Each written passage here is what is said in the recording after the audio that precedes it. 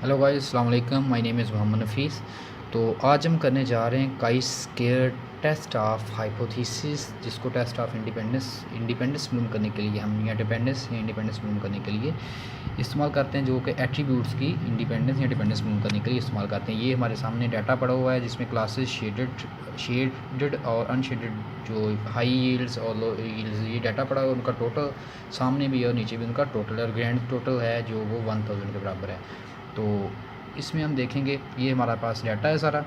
तो इस डाटा को हम यूज़ करते हुए अब काई स्क्वायर जो है वो मालूम करेंगे। अब हमने जो फर्स्ट स्टेप करना होता है वो होता है टेस्ट ऑफ हाइपोथेसिस हमने बनाना होता है। एच नोट लिखना है जिसमें हम लिखेंगे कि द एट्रीब्यूट्स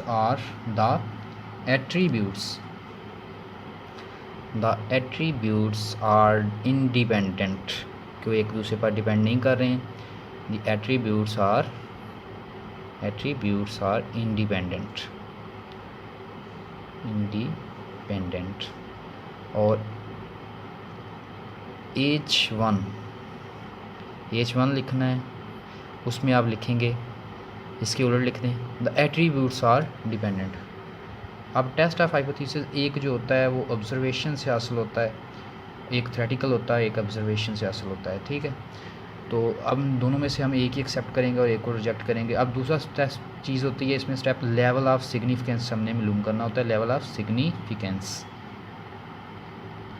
अगर तो गिवन हो तो फिर हम वो लिखेंगे, अगर गिवन ना हो तो हम 0.05 लिखेंगे, यहाँ 5% उसको हम कहते हैं 0.05। इस क्वेश्चन में गिवन नहीं था इसलिए मैंने 0.05 लिख लिया। तो थर्ड स्टेप हम करेंगे टेस्ट स्टैटिस्टिक्स। इसमें हमने फार्मूला जो है वो लिखना है, टेस्ट स्टैटिस्टिक्स जो इसके लिए इस्तेमाल होगा। तो फार्मूला इसका होता है x square is equal to sigma, इस तरह लिखना है कि इस तरह सिग्मा लिखना है बड़ा, और ओ माइनस ई स्क्वायर, और का स्क्वायर और ई। अभी ई क्या है ये हम देख लेते हैं और ओ क्या है ये भी देख लेते हैं, ठीक है। ये नेक्स्ट हम करेंगे। इसका नेक्स्ट स्टेप जो 4 वाला स्टेप है वो है कैलकुलेशन हमने करनी होती है। कैलकुलेशंस में हम जो सिंपल डाटा सारा लिखा हुआ है हम उसको, ये वाला डाटा जो है वो मैं सेम ही उधर पेस्ट करता हूँ। देखें अभी ये हमारा डाटा जो है वो पेस्ट हो गया। अब देखें कि इसमें हमने ये इधर क्या लिखना है, इधर हमने ई फाइंड करना है। ये कैसे इस सेल के लिए फाइंड होगा, जो टोटल सम दिया होगा फॉरवर्ड और नीचे देखें, ये वाला और ये वाला आपस में मल्टीप्लाई होंगे और इस पर डिवाइड हो जाएंगे, मीन्स के नीचे 1000 आएगा। तो ये इस तरह तमाम सेल्स के लिए हमने इसी तरह डाटा फाइंड किया और ये 333222 इसी तरह हमने ये फाइंड सारा डाटा किया है। तो नेक्स्ट स्टेप जो हमने करना है वो होगा ओ और ई। ओ नेक्स्ट करनी है कैलकुलेशन ऑफ एक्स स्क्वायर, ओ ई और ओ माइनस ई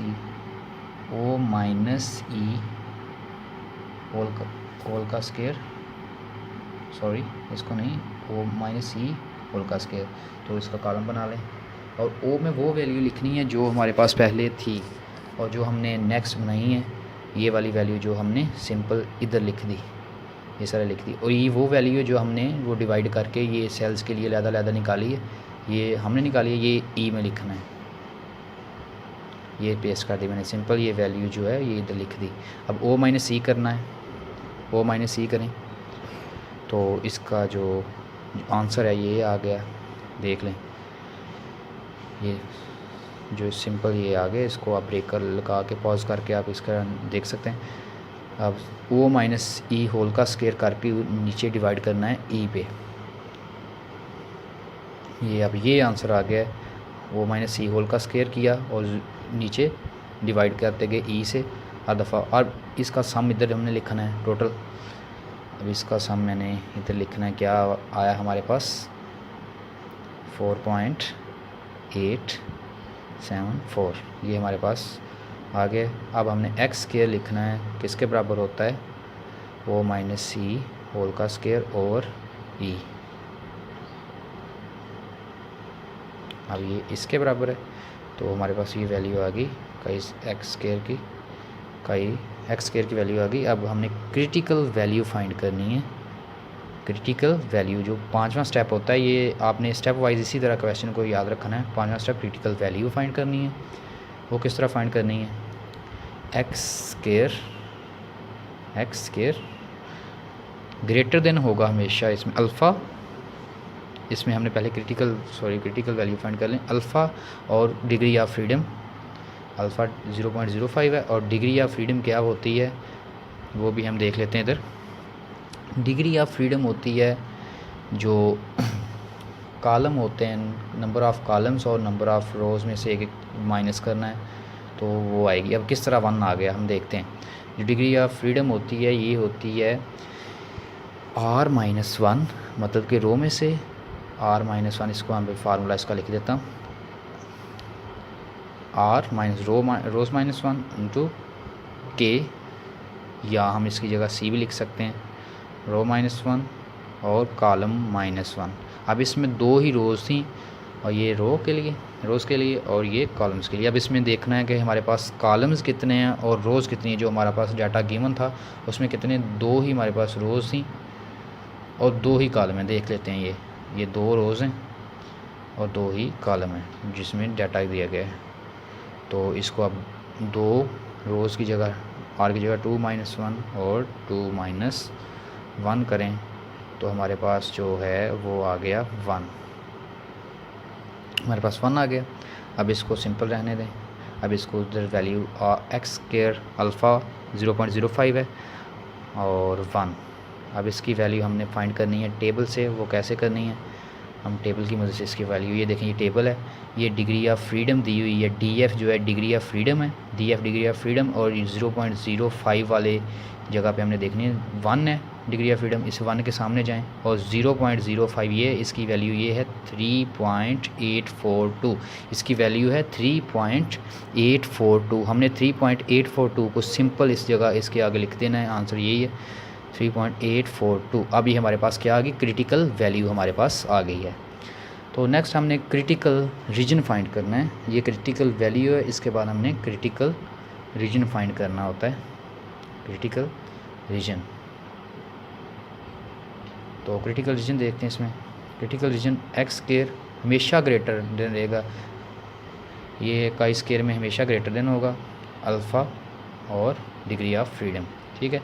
अब x square degree of freedom क्या है?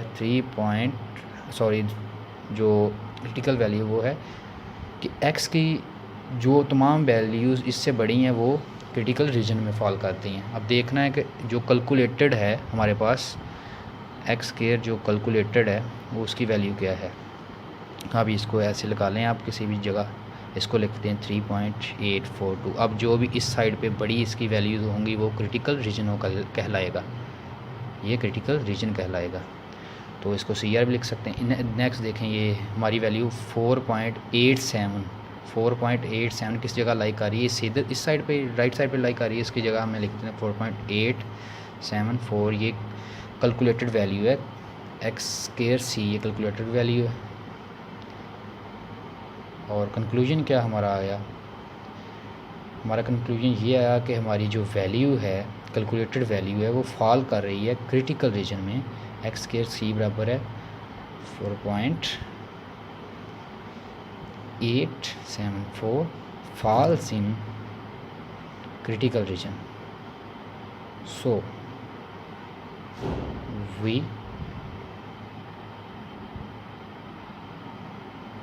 reject H0। हमने H0 को रिजेक्ट कर दिया। हमने कहा कि ये वैल्यूज़ डिपेंडेंट हैं, ये वैल्यूज़ जो हैं ये डिपेंडेंट हैं। ये देखें ये है टेस्ट, तो इसमें वैल्यूज़ जो हैं वो डिपेंडेंट है। फर्स्ट जो था वो था द एट्रीब्यूट्स आर इंडिपेंडेंट और दूसरा था द वैल्यूज़ आर इंडिपेंडेंट। तो हमने एक्सेप्ट किया H1 को, रिजेक्ट कर दिया H0 को। तो यही हमारा सवाल था। अगर आपको मेरी वीडियो पसंद आई है तो लाइक और सब्सक्राइब लाजमी करें।